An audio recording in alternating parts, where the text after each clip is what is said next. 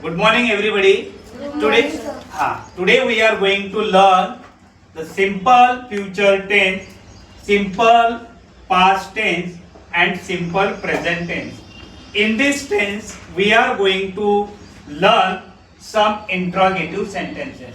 Interrogative sentences, it is called in Marathi प्रश्नार्थक वाक्य.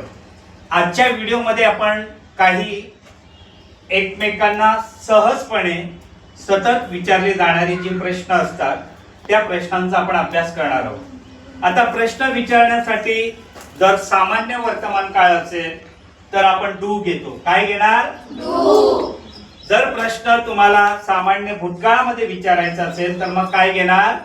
Did. काय घेणार? डीड. आणि प्रश्न जर तुम्हाला सामान्य भविष्यामध्ये विचारायचा असेल तर काय घेणार अगोदर? विल. अशा पद्धतीने साधा वर्तमान काळ, साधा भूतकाळ आणि साधा भविष्यकाळ या तिघेही काळांमध्ये प्रश्न विचारण्यासाठी डू, डज, डीड आणि विल आपण घेतो. लक्षात असू द्या, डू केव्हा घेणार? आय, वी, यू, दे असल्यावर आपण डू घेणार. ही, शी, इट आणि एकवचनी नाम असल्यावर आपण डज घेणार. मग विल कधी घेणार? सिंपल फ्युचर मध्ये. यू असेल, ही असेल, शी असेल, सर्व ठिकाणी विल घेतला तरी चालेल. तर चला मग आपण अभ्यासूया काही सामान्य वर्तमान काळाची तसेच भूतकाळाची, भविष्य काळाची साधी वाक्य आणि प्रश्नार्थक वाक्य. मी तुम्हाला काही वाक्यात विचारणार आहोत, त्या वाक्यांचं तुम्ही मराठीमध्ये अनुवाद करायचा आहे. उदाहरणार्थ, I will come on time. बरोबर, मी वेळेवर येणार. She will come on time. He will come on time. My friend will come on time. Will you come on time? Very good. Will she come on time? Will Ramesh come on time? Will you help me? Will she help you?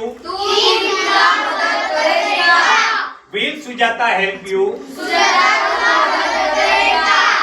अशा पद्धतीने आपण ही विलची वाक्य घेतलेली आहे. आता मी तुम्हाला I am going to ask you in Marathi and you will answer me in English. मी तुला मदत करतो. तू मला मदत केली. ती तुला मदत करते का? तिने तुला मदत केली का? Very good. मनोजने तुला मदत केली का? मी तुला मदत करतो का? बरोबर. रमेश तुला मदत करतो का?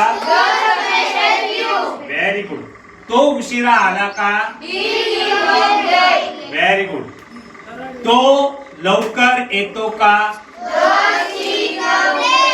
Very good. Does she come early म्हणजे?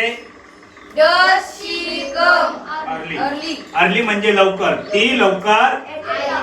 तर साध्या वर्तमान काळामध्ये आणि साध्या भूतकाळामध्ये आणि साध्या भविष्य काळामध्ये प्रश्न विचारण्यासाठी आपण डू, डज, डीड, विल आणि शालचा उपयोग करत असतो. तर सगळ्यांना कळालं? ओके. राहिलेले जे काही प्रश्न असतील ते आपण थोड्या वेळानंतर पुन्हा घेऊया. ओके.